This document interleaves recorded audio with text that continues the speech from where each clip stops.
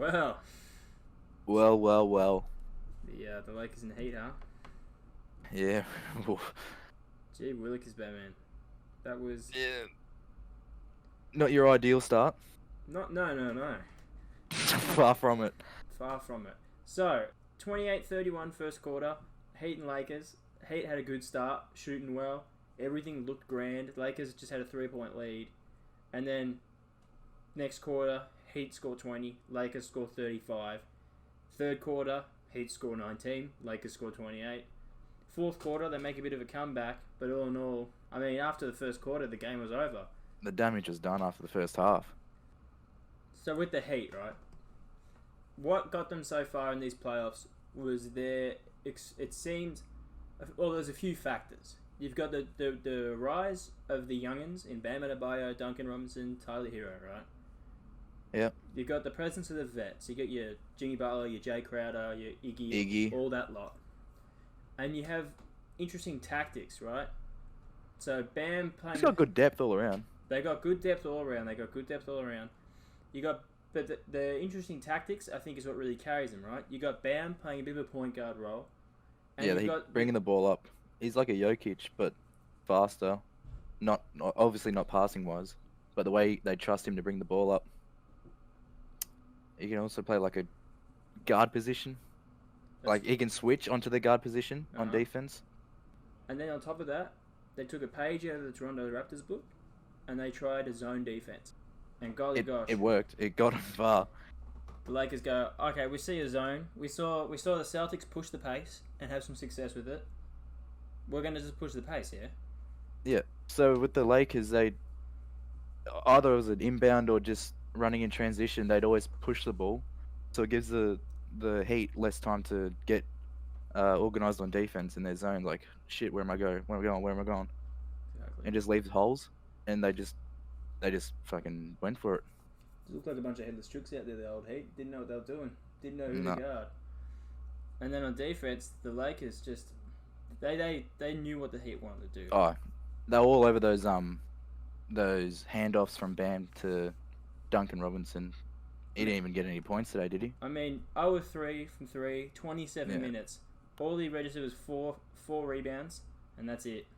They knew what they were doing. They made the Heat look like. It was an interesting call at the start, with Dwight starting. It was. Clearly, they were trying to overwhelm. From what I took from that was that they were trying to overwhelm Bam with size. 2 7-foot blokes.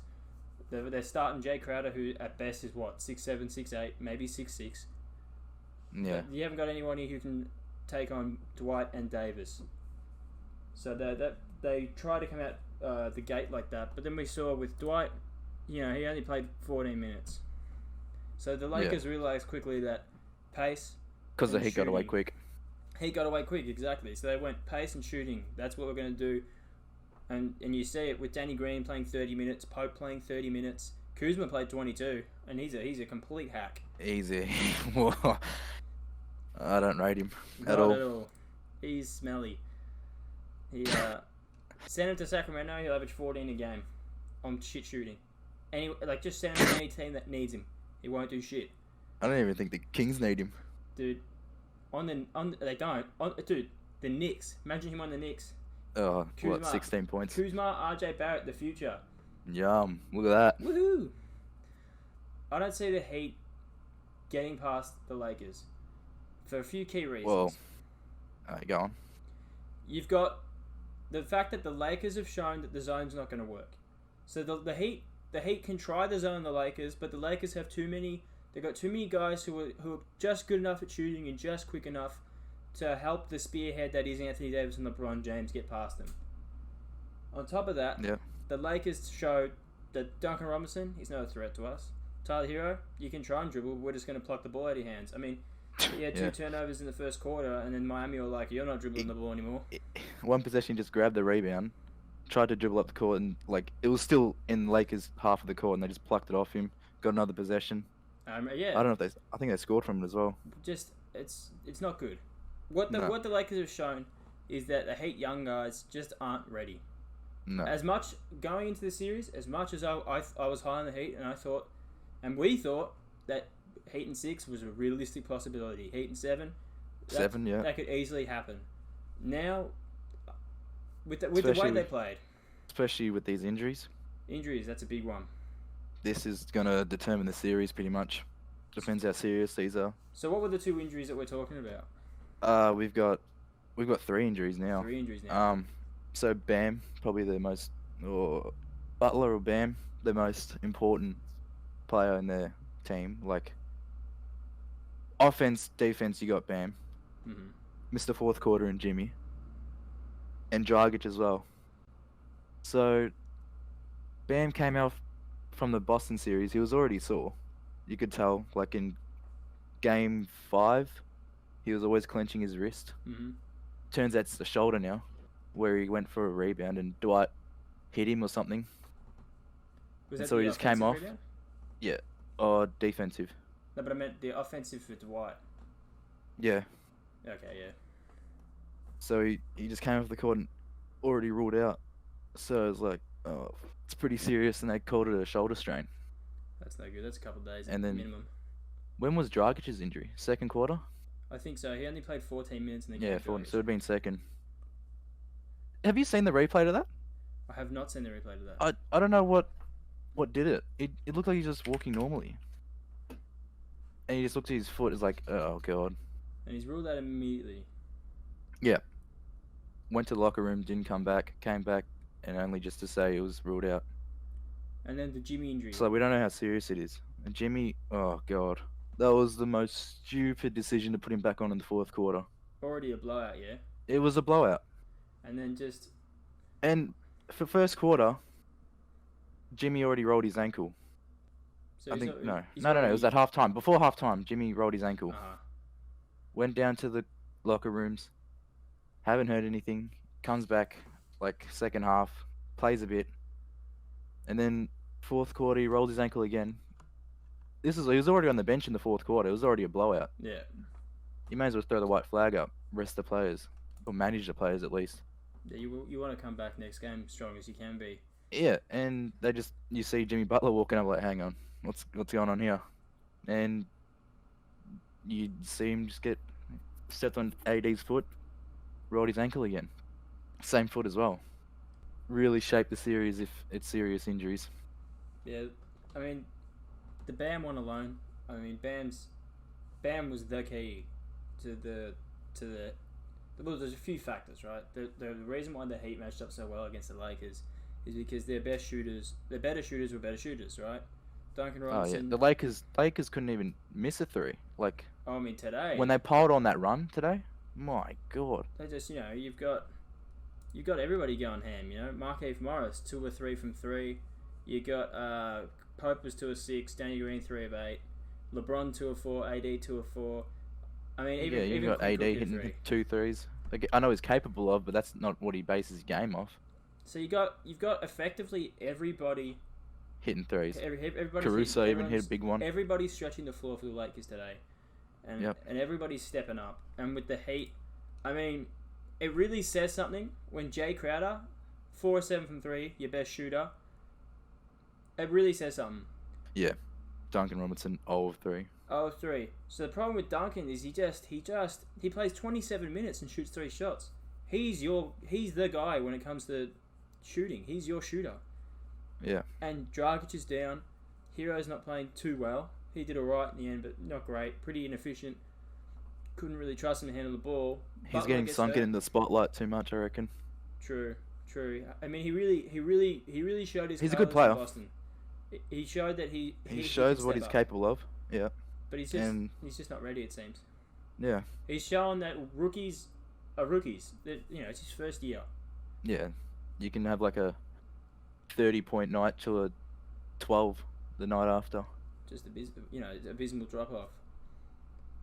But I was really surprised that Duncan didn't keep shooting.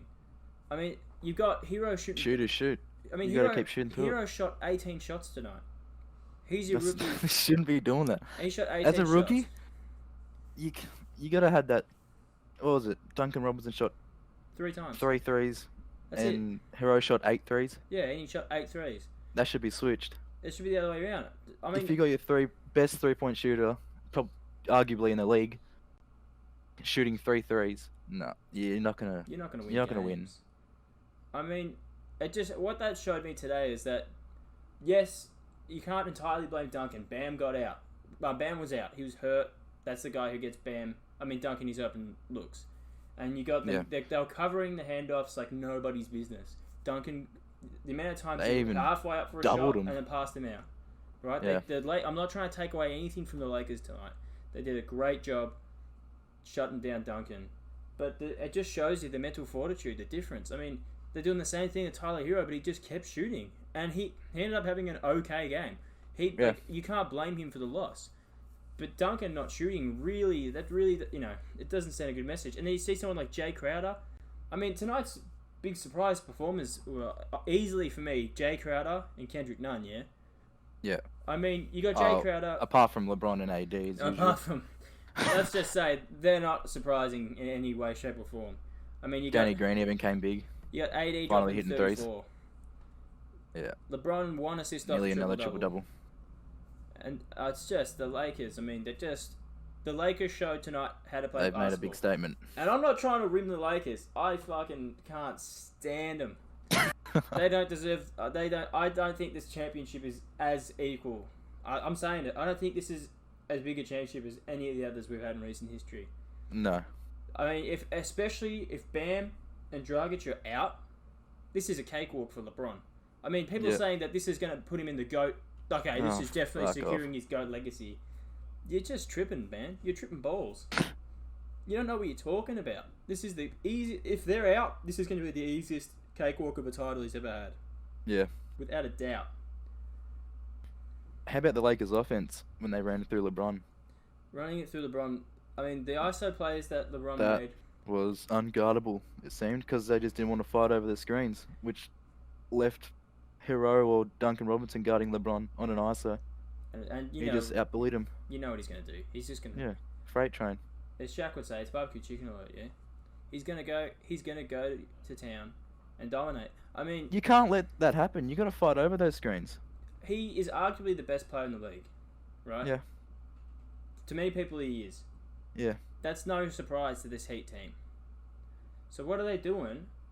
Letting him isolate against the weakest Danny defender. Green, screen Crowder, who else was on him? Butler. I mean, especially coming and from they Butler. just switch. I mean, Butler's an absolute bulldog. He'll go weak out there Danny and Green screen. Yeah, we'll switch. Here you go, Tyler Hero. Here you go, Hero. Enjoy that. Just have fun, buddy. Hey, you know how he's got like 3 inches on you, maybe 100 pounds of muscle on you, and you have never shown any semblance of dominant defense. Good luck. If they want a championship, they got to fight over those screens. So what if Danny Green fades off it? And, you'll still get a contest to it. That's what you hear. He's not a big man. You hear time. He's not going to be fading where you can't guard it. So many NBA legends say, "You let the role players beat you." You know. Yeah.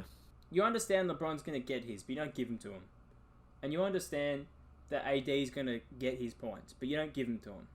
That you make him work. You don't let LeBron shoot breezy 3-point step backs over blokes who are barely. So you have LeBron getting his, and then you got AD, right? Yep, he was eating. You saw him many times, just feeding him into the post and then isolate.